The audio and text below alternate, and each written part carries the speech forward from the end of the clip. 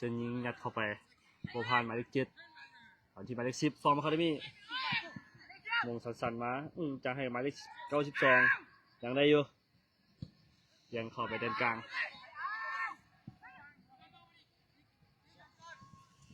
ลากขึ้นมาหมายเลข8ให้ออกมาหมายเลข10ต้นซ้ายลงเข้าในให้ขึ้นหลังไป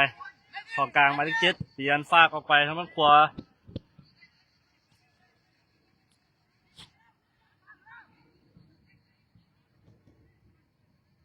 ที่หมายเลข5กล้องดูทีผู้เล่นของ WIG จะให้กับนิว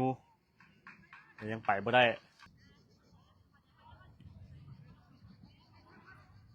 ถ้าว่าขึ้นไปถึงพุ่นมันก็จะไกลเนาะพาซูมบางคนบางท่านก็ว่าบ่เห็นบานเนาะ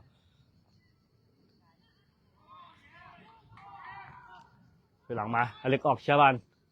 ขึ้นหน้ามาทางบุพานผู้เล่นของทางด้าน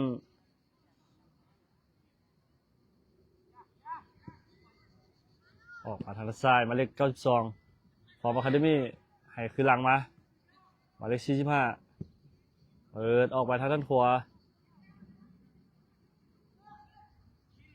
นิวยิงได้ยุดนิวฮักเข้ากลางให้ออกไปทางด้านซ้ายอันที่คิว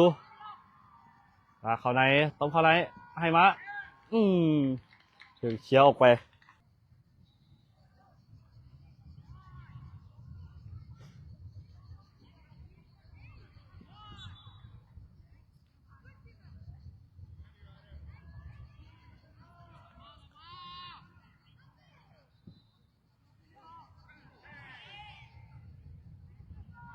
ดูที่ผู้เล่นของ WIG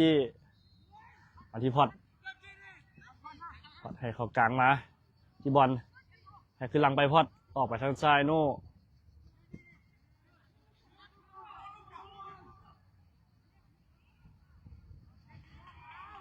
ยังได้บานอยู่ให้ออกไปที่นิวชิหมายเลข8แฟงมาที่บอลบอลจะเปลี่ยนฟากเต็งติดผู้เล่นของฟอร์มอะคาเดมี่กับการให้เป็นบานฟาวกับ WIG ขึ้นหลังมาที่ผู้รักษาประตูเปิดเงาขึ้นมา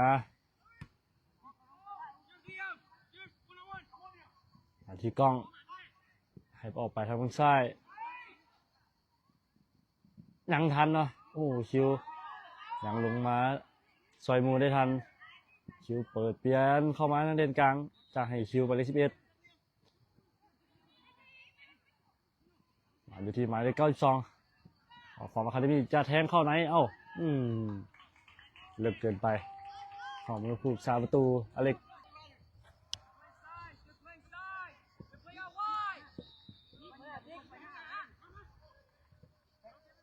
ทีติ๊กด้วยกรรมการยังบอกว่าจะได้หมายที่หมายเลข7เขาก็มาให้ที่หมายเลข10ตบเขาในจะผ่านได้หรือว่าลูกนี้ผ่านเข้ามาเข้ามือผู้รักษาประตูเล็กอนุสักแม่นมีอาการบาดเจ็บเนาะนัดนี้เลยบ่ได้ลงเล่นสำหรับอนุสัก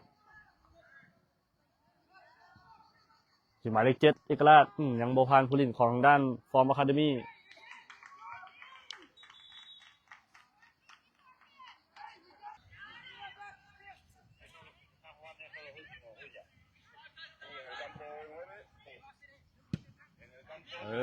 เข้ามือผู้รักษาประตูอเล็ก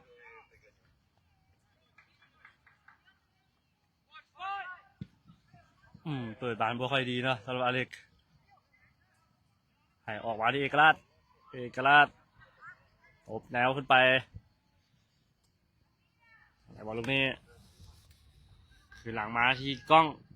ให้ออกมาที่แฟงตัดใจยิงเองลูกนี้แฟงยิงข้ามคานออกไป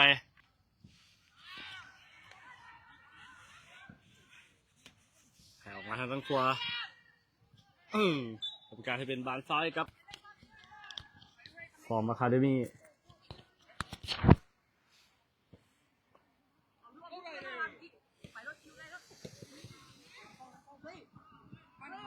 ผ่านที่หมายเลข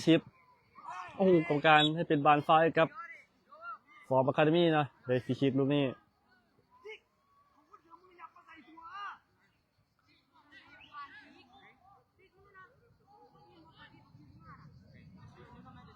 ยัง0-0เนาะ WAG พบฟอร์มอะคาเดมี่จากอเมริกานะเลย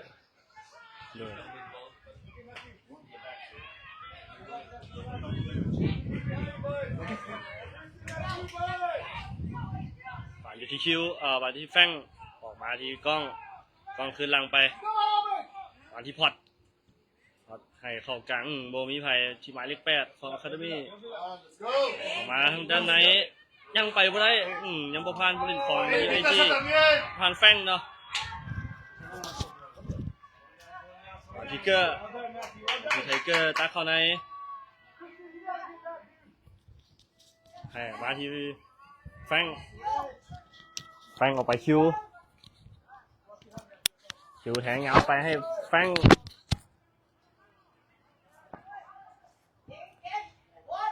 บาดเจ็บได้งานมาลูกนี้เลือกเกินไปเป็นบอลออกลางไปไข่สั้นๆมาที่ลงขวา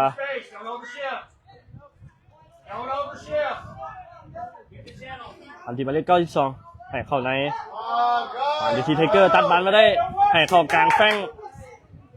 แทงมาที่คิวน่าจะไปเองบอลอยู่ที่บอลยิง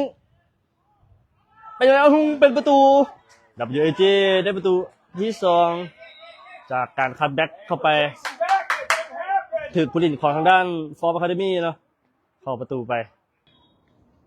อย่างเริ่มเกมกันที่คันออกไปทางด้านขวา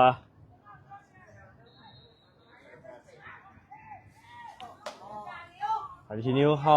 ให้เข้าในมาที่บอลแทงมาที่หมายเลข7เอกราชยิงเลยติดเซฟผูกซาประตูแต่ยังเก็บได้อยู่บอลอยู่ที่คิว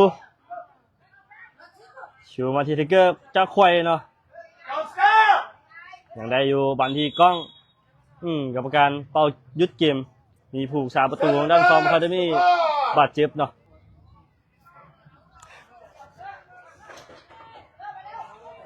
บอลที่เอกราชหรือว่าไทเกอร์เนาะลากเข้าในยังบ่ให้อีกจังหวะหนึ่งหาซ่องวางแทงเนาะครับหมายเลข7เอกราชเอาบรรทัดสวยงามตรงนี้ให้มาที่กล้องเสียบอลแต่ยังได้อยู่บอลอยู่ที่คิวหมายเลข11คิวยังบังบอลไว้กรรมการให้เป็นบอลฟาวล์กับ WAG เงาเข้าไปเข้ามือผูกซาประตูให้เข้าในมาแป้งออกไปทางด้านซ้ายมาที่นิ้วให้ออกไปหมายเลข15คิว15เนาะมาที่นิ้วอีกทีนึงนิ้วยังบังวันไว้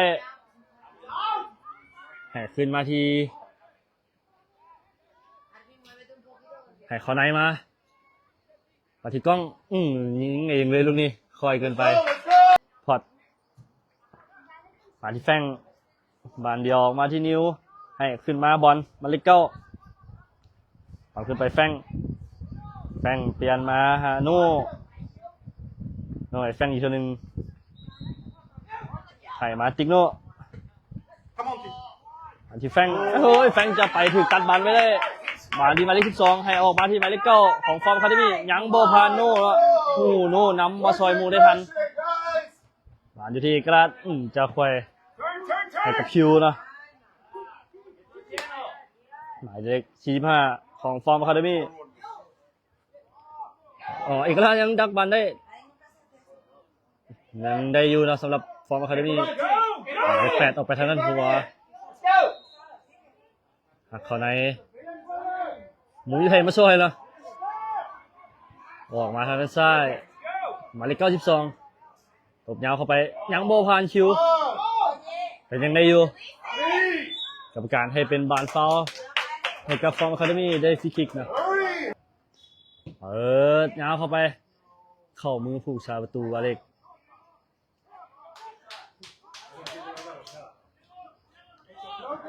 เตะยาวขึ้นมาอีคิวจังหวะตามแล้วไปจังหวะเดียวจะเสียจังหวะในหนึ่งเนาะรับคิวบานยังอยู่ที่เอกราชถึงปั๊มไปได้ยังได้บานอยู่บานที่เอกราชให้เข้ามาแฟงจับผิกจะถึงดักไว้ผิดจริงโน่คือบานยังอยู่ที่หมายเลข6ของฟอร์มอะคาเดมี่บานยังอยู่ทางแดนกลางหมายเลข6ฟอร์มอะคาเดมี่ตอนนี้มีผู้เล่นของด้านฟอร์มอะคาเดมี่บาดเจ็บอยู่กลางสนามแล้วหมายเลข12ให้ขึ้นหน้ามายังโบพันแฟงหมายเลข7เอกราชแทงมาจะให้ไปกับบอลเนาะบุพันธ์ผู้เล่นของด้านฟอร์มอะคาเดมี่ยังอยู่ที่แดนกลา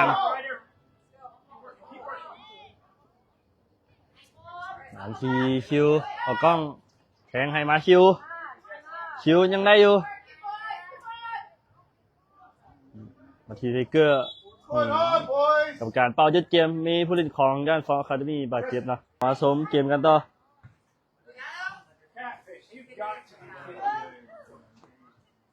บานอยู่ที่คิวยังบอพันผู้เล่นฟอร์มอะคาเดมี่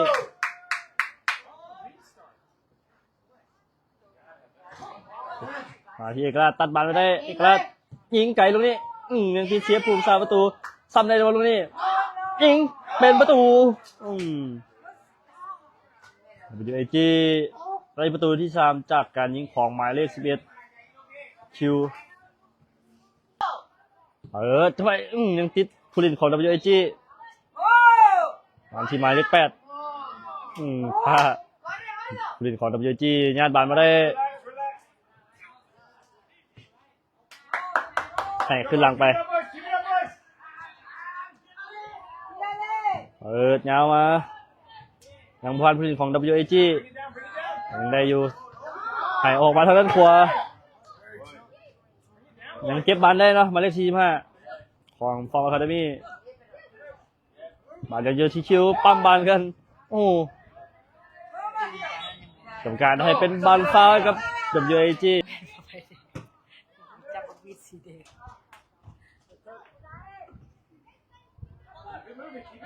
ยังอยู่ที่แดนกลางหมายเลข8ให้คืนหลังมา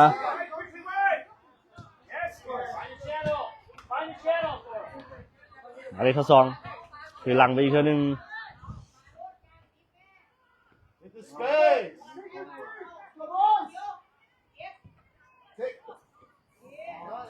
เดี๋ยวจีดักบานไปได้โน่ผ่านเข้ามายังบ่เถิงเอกราชเนาะเข้ามาที่แดนกลางหมายเลข7ให้ออกไปทางด้านขวาให้บานย้อนหลังไปหลังที่โน่มาที่พอดออกไปนิวต่อกับนิวเข้ามาที่บอลวันที่แดนกลางไทเกอร์แทงนะคิว15มีไปจังหวะหนึ่งยิงเองเลยลูกนี้บอมีไผ่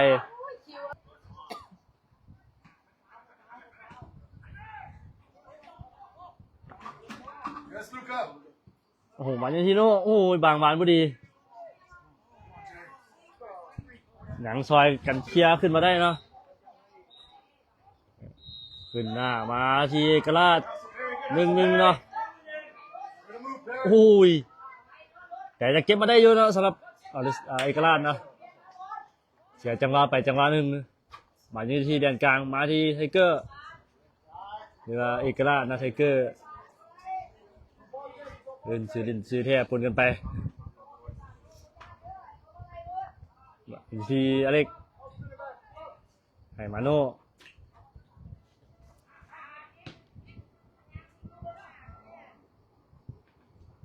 หมายยังอยู่ที่โน่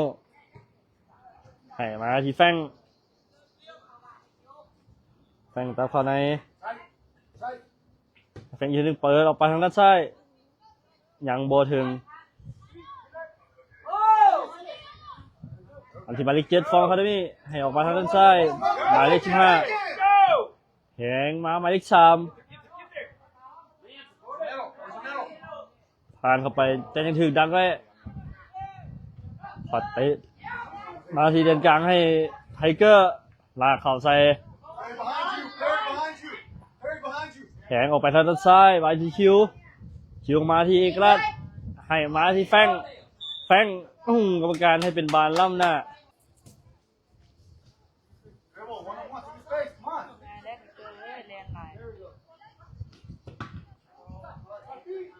เดี๋ยวอยู่หมายเลข15ให้ออกไปทางด้านขวาหมายเลข4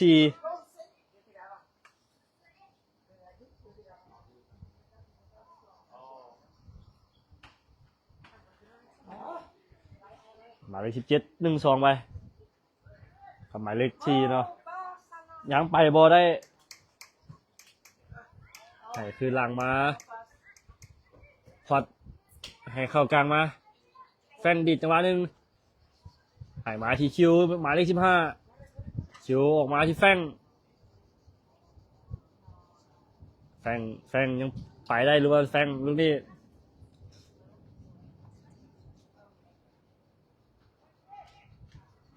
ให้เข้ากลางมาอาคิโน่นะออกแผนด้านซ้ายพอดหมายเลข3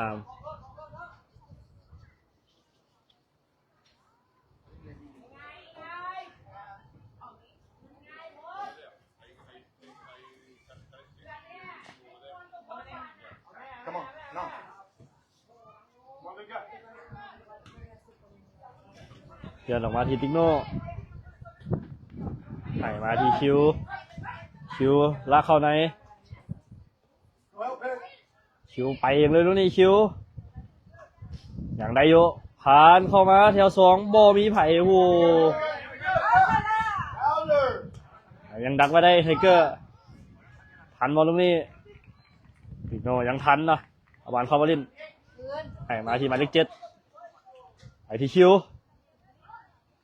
ตัวข้างในคิวยิงเองดูนี่โอ้โหออกหลังไป